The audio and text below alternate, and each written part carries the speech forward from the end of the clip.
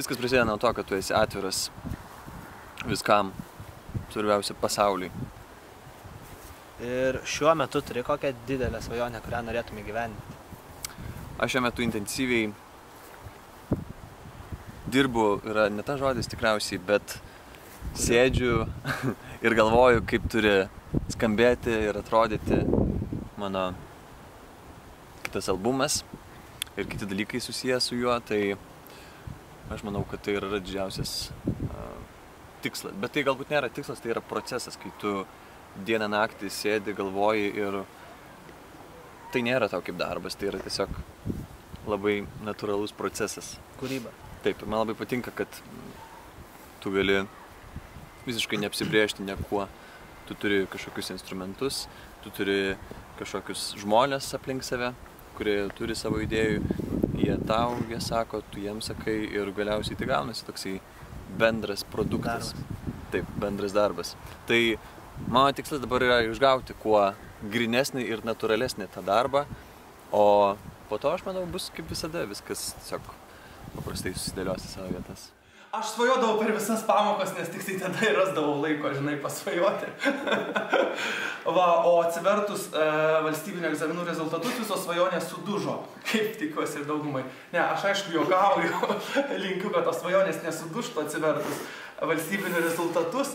Aš iš tikrųjų buvau pareigingas mokinys ir man patikdavo visai vaikščioti. Mokykla man buvo labai smagu, man iš tikrųjų mokykloje aš turėjau daugybę veiklos dar ir be pamokų, kai rasdavau laisvo laiko, tikrai būtinai užsukdavau į pamokas, bet šiaip aišku būdavo tokie svarbesni dalykai, nueiti į valgyklą arba pravesti kokį nors renginį, kurie mano karjerai aišku sukaupė labai gerą patirtį ir visa Gabija po šiai dienai man asocijuojasi su labai šiltais ir labai gerais atsiminimais. Laimingiausias mano gyvenimo periodas.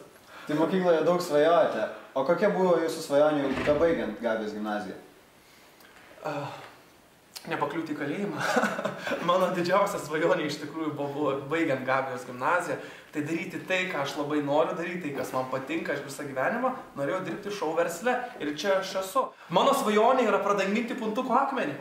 Mano geriausias triukas karjeroje, ką aš norėčiau padaryti, tai yra padaryti taip, kad dingtų puntuko akmuo. Aš atsiprašau, turiu atsiliepti, man Radžis skambina. Minutė, atleiskite. Taip. Kaip jūs manote tai padaryti, pradanginti puntuką akmenį? Nu, reikia labai daug darbo, talento, susikaupimo ir poros kilogramų trotilo. Ir tu neįsivaizduoji, kokius stebuklus galima su to daryti.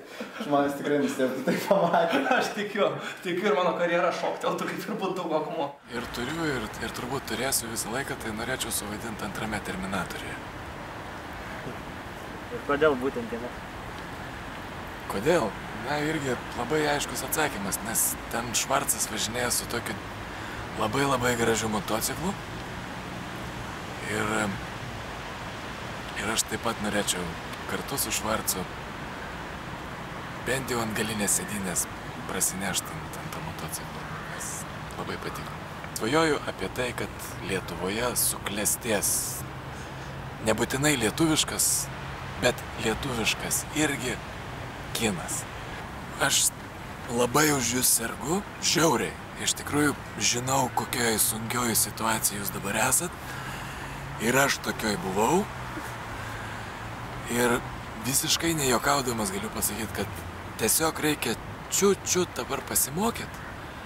Ir po to viskas bus taip easy, taip paprasta, chebra. Jūs tiesiog dabar, prieš tos egzaminus biškį susikaupkit, ateikit į egzaminą kaip į šventę, parašykit, atsistokit, išeikit pirmi ir viskas bus taip. Aš tiesiog palinkėčiau, žinoma, gerų jums egzaminų, bet tuo pačiu, jeigu tie egzaminai nenusisektų, aš jums palinkėčiau visą laiką nebijoti klysti ir nebijoti niekada nusileisti nuo tokių pievų kaip šita, kaip kad aš dabar nusileisiu. Ir tiesiog visą laiką džiaugitės tuo, ką turite ir nebijokite niekada suklysti ir pralaimėti.